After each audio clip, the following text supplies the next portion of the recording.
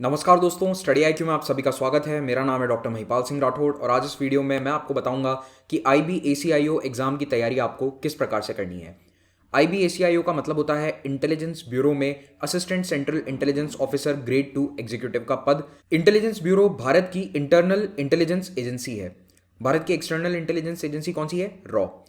और क्योंकि ये एजेंसी या ये bureau ministry of home affairs के अधीन आता है, तो इस एग्जाम का नोटिफिकेशन आपको मिलेगा MHA की वेबसाइट पर। और अभी तक अगर आपने नोटिफिकेशन देखा नहीं है, डाउनलोड नहीं किया है या फिर फॉर्म नहीं भरा है, तो मैं सबसे पहले आपको रिक्वेस्ट करता हूं कि तुरंत MHA की वेबसाइट पर जाएं, वहां से नोटिफिकेशन डाउनलोड करके पढ़ें। और लास्ट डेट इस एग्जाम का फॉर्म भरने की है 9 जनवरी। तो फर्स्ट ऑफ ऑल आपको एग्जाम का फॉर्म भरना है, जल्द से जल्द भरिए, डिले मत करना, लास्ट दिन तक वेट मत करना। अगर आपको नोटिफिकेशन देखना है तो मैं अपने टेलीग्राम चैनल पर भी इस नोटिफिकेशन को अपलोड कर दूंगा। तो महिपाल राठौड़ नाम से मेरा टेलीग्राम चैनल है, उसको आप सब्सक्राइब कीजिए और वहां से आप PDF भी डाउनलोड कर सकते हैं। लेकिन आपको फॉर्म भरने के लिए जो लिंक है MHA की वेबसाइट पर, वहां जाना पड़ेगा, तो उसमें बिल्कुल डिले नहीं करना है। ACIO की वैकेंसीज इस बार बहुत बड़ी संख्या में निकली हैं। 2000 टोटल वैकेंसीज हैं, जिसमें अनरिजर्व कैटेगरी के लिए almost 1000 vacancies, EWS 113, OBC 417, SC 360 and SC 121 vacancies हैं। तो वैकेंसी की संख्या बहुत अच्छी है। खैर, उसके पीछे रीज़न ये है कि IB का फॉर्म 2-3 सालों में एक बार निकल रहा है। पिछले एटलीस्ट 3 साइकिल से तो यही देख रहे हैं हम। तो हर साल एग्जाम नहीं हो रहा है। तो जब एग्जाम होता है तो आपको इसमें अपना पूरा एफर्ट लगाकर इस एग्जाम को क्रैक करना है। आप ये वेट नहीं कर सकते कि मैं अगले साल एग्जाम दे दूंगा, क्योंकि हो सकता है कि अगली बार वैकेंसी 2022 या 23 तक भी आए। और इस जॉब में सैलरी बहुत अच्छी है। लेवल 7 का ये जॉब है। 7th पे कमीशन का जो मैट्रिक्स है उसके अनुसार आप देखेंगे तो यहाँ पर सैलरी वैसे यहाँ 44,900 लिखी हुई है, लेकिन मैं आपको बता दूं कि in hand salary almost 55 to 60,000 होती है। 60,000 प्लस हो जाती है depending on your posting location etcetera.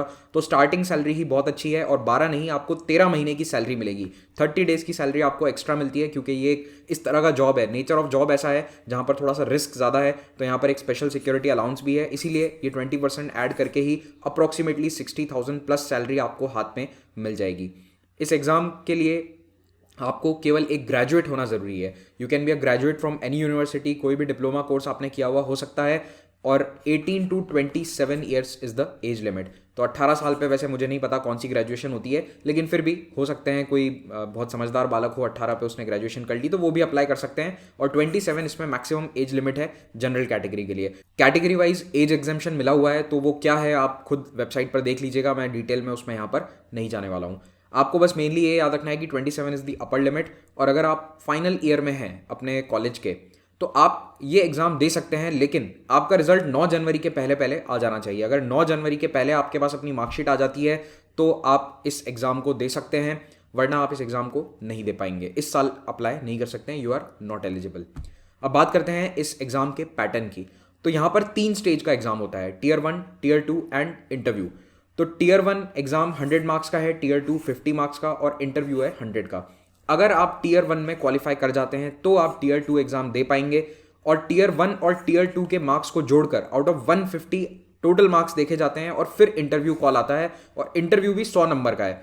अब ये उन चुनिंदा एग्जाम्स में से एक है भारत में जिनमें इंटरव्यू का वेटेज बहुत ज़्यादा है। तो फाइनल सिलेक्शन में आप देखिए 250 में से 100 मार्क्स इंटरव्यू के हैं, विच इज़ वेरी हाई। तो जो इंटरव्यू में अच्छे से अपने आप को प्रेजेंट कर सकता है, वो यहाँ पर आसानी से इस एग्ज़ाम में एक डिसेंट रैंक ला सकता है। हालांकि यहाँ पर फर्स्ट रैंक ले आओ या लास्ट रैंक ले आओ, जॉब एक ही मिलनी है। ये कोई UPSC सिविल सर्विसेज का एग्जाम नहीं है कि आपकी जॉब चेंज हो जाएगी या प्रोफाइल चेंज हो जाएगी, ऐसा कुछ नहीं है। बट स्टिल एक अपने आप में मानसिक संतुष्टि मिलती है अगर आप बहुत अच्छा नंबर स्कोर करते हैं। Anyways, coming back to the Tier 1।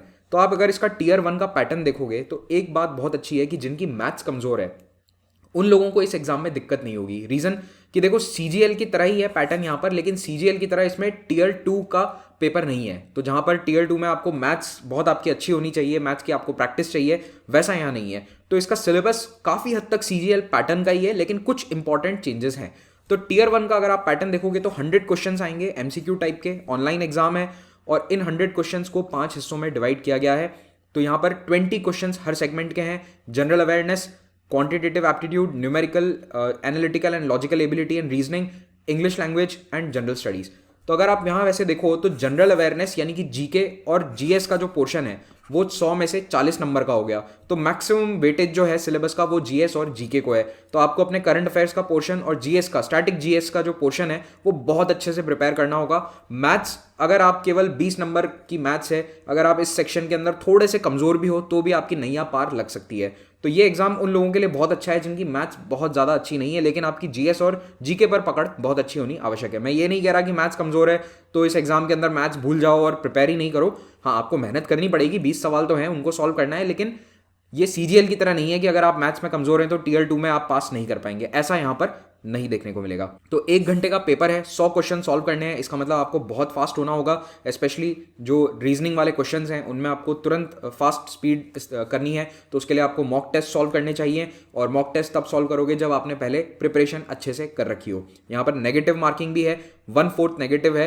तो आपको ऐसा लग रहा होगा कि नेगेटिव होने के कारण इस एग्जाम में कट ऑफ इतनी हाई नहीं जाती होगी, लेकिन ऐसा नहीं है। पिछले कुछ सालों के एग्जाम साइकिल में ये देखा गया है कि मिनिमम 60 to 70 कट ऑफ जाएगी। अब आईबी कट ऑफ डिक्लेयर नहीं करता है तो ये प्योर गेस वर्क है कि कितनी कट ऑफ गई थी, लेकिन बेस्ड ऑन आवर एक्सपीरियंस हम स्टूडेंट से पूछते हैं कि उनका पेपर कैसा हुआ, हम एनालाइज करते हैं पेपर को। तो हमारा ये कहना है कि 60 से कम में सिलेक्शन नहीं होता है, और मेरे को पर्सनली लगता है कि 70 के आसपास कट ऑफ रहती है, ये मेरा अनुमान है पर्सनल, ठीक है। तो आपको मिनिमम 80 क्वेश्चंस तो सॉल्व करने ही हैं 100 में से, और उसमें से भी आप मान के चलो कि आपके 10 गलत होंगे, तब जाके तब भी आपका सिलेक्शन थोड़ा सा मतलब बॉर्डर पे ही होगा। तो आपको कोशिश ये करनी है कि इन 100 क्वेश्चंस में आपको मैक्सिमम क्वेश्चंस को अटेम्प्ट करना है, और यहाँ पर आपके पास जो एक्यूरेसी है वो आपकी बहुत अच्छी होनी जरूरी है।